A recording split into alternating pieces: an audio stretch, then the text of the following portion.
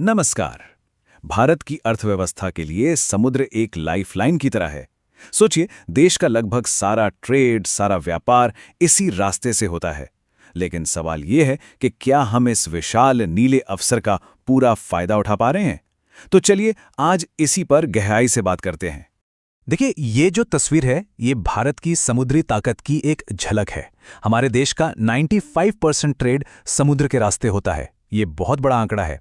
लेकिन इस बड़े से आंकड़े के पीछे एक ऐसी सच्चाई छिपी है जो थोड़ी चौंकाने वाली है। एक ऐसी चुनौती जिस पर अक्सर ध्यान नहीं जाता। तो ये 75% का आंकड़ा, यही है वो चुनौती जिसकी हम बात कर रहे थे। पता ये क्या है?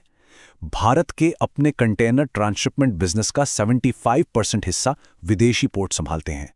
सीधे सीधे शब्दों में कहें तो हम अपना ही बिजनेस, अपना ही पैसा दूसरे देशों को दे रहे हैं। और यहीं से हमारी आज की कहानी शुरू होती है। तो चलिए सबसे पहले समझते हैं कि ये चुनौतियां आखिर हैं क्या और भारत का मैरीटाइम सेक्टर असल में कितना बड़ा है। ये जानना बहुत जरूरी है कि हम आज कहाँ खड़े हैं, तभी तो हम आगे का रास्ता तय कर पाएंगे ना। जरा इन आंकड़ों पर नजर डालिए। 7,500 किलोमीटर लंबी कोस्ट लाइन, 12 बड़े और 200 से ज्यादा छोटे बड़े पोर्ट्स, ये अपने आप में एक बहुत बड़ी ताकत है। लेकिन मजे की बात यह है कि इतना सब होने के बावजूद हमारी लॉजिस्टिक्स कॉस्ट, मतलब सामान लाने ले जाने का खर्चा, दुनिया के हिसाब से काफी ज्यादा है, जो हमारी कॉम्पिटिटिवनेस को कम करता है। तो साफ है, ये सेक्टर बहुत बड़ा तो है, लेकिन शायद अपनी पूरी क्षमता पर काम नहीं कर रहा। इसे एक नई दिशा की जरूरत है। और बस इसी जरूरत को पूरा करने के लिए सामने आता है मैरीटाइम इंडिया विजन 2030। इसे सिर्फ एक डॉक्यूमेंट मत समझिए, ये एक पूरा नेशनल ब्लूप्रिंट है, जिसे खासतौर पर इन्हीं चुनौतियों से निपटने के लिए डिजाइन किया गया है। खुद प्रधानमंत्री नरेंद्र मोदी के शब्दों में, ये विजन आने वाले 10 सालों के लिए एक मजबूत नींव रखने जैसा है। ये हमारे समुद्री क्षेत्र को भविष्य के लिए तैयार करने का एक संकल्प है। और देखिए, ये कोई हवा में बनाई गई योजना नहीं है। इसकी गहराई का अंदाजा इसी बात से लगा सकते हैं कि इसे बनाने के लिए 350 से ज्यादा सरकारी और प्राइवेट दोनों तरह के लोगों से सलाह ली गई। और इतने सारे डिस्कशन के बाद नतीजा क्या निकला? नतीजा निकला 150 से भी ज्यादा ठोस आइडियाज और इनिशिएटिव्स, जो इस पूरे सेक्टर में एक क्रांति लाने का दम रखते हैं। अब आप सोच रहे होंगे कि ये 150 से ज्यादा इनिशिएटिव्स, ये तो बहुत ज्यादा हैं, लेकिन इन्हें बहुत ही स्मार्ट तरीके से ऑर्गेनाइज किया गया है। इन्हें 3 मेन पिलर्स, या कह लीजिए कि 3 मुख्य स्तंभों के नीचे रखा गया है।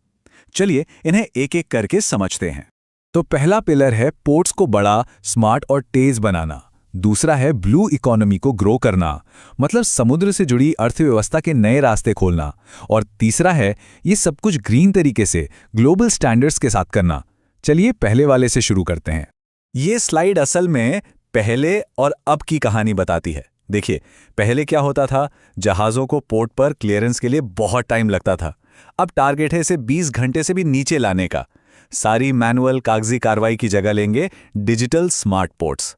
और इंडस्ट्रीज जो पोर्ट से दूर होती थी, उन्हें पोर्ट के पास ही बसाया जाएगा, जिससे लागत और समय दोनों बचेंगे। अच्छा, अब आते हैं दूसरे पिलर पर, ब्लू इकोनॉमी। और इसमें तो कमाल की संभावनाएं हैं। जैसे कि क्रूज टूरिज्म को ही ले लीजिए, इसमें 8 गुना बढ़ने का पोटेंशियल है। 8 गुना। इसके अलावा जहाज बनाने का काम और देश के अंदर नदियों के रास्ते ट्रांसपोर्ट को भी बहुत बड़ा बूस्ट मिलेगा। और आखिर में आता है तीसरा पिलर, जो हमारे भविष्य के लिए बहुत जरूरी है। इसका सीधा सा मकसद है अपने पोर्ट्स को ग्रीन बनाना, यानी पर्यावरण के अनुकूल। सोचकर देखिए, 2030 तक हमारे बड़े पोर्ट्स की 60% से ज्यादा बिजली की जरूरतें रिन्यूएबल एनर्जी जैसे सोलर और विंड पावर से पूरी होंगी।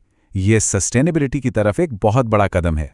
ठीक है, तो हमने प्लान तो समझ लिया, इसके पिलर्स भी देख लिए, लेकिन सवाल यह है कि इससे असल में फर्क क्या पड़ेगा, इसका जमीन पर क्या असर होगा।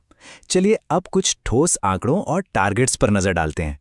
ये टेबल देखिए, ये इस पूरे विजन का निचोड़ है।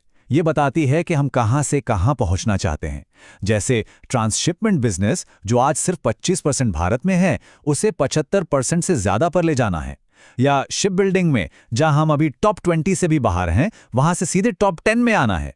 ये सिर्फ छोटा मोटा सुधार नहीं है, ये एक बहुत बड़ा बदलाव है। अब जाहिर है, इतने बड़े बदलाव के लिए पैसा भी बड़ा लगेगा। तो इस पूरे सेक्टर में करीब करीब 3.5 लाख करोड़ रुपए के इन्वेस्टमेंट का प्लान है। और जब इतना बड़ा इन्वेस्टमेंट होगा तो उसका रिटर्न भी तो होगा, है ना? अनुमान यह है कि इससे हमारे पोर्ट्स को हर साल 20,000 करोड़ रुपए से भी ज्यादा की एक्स्ट्रा कमाई हो सकती है।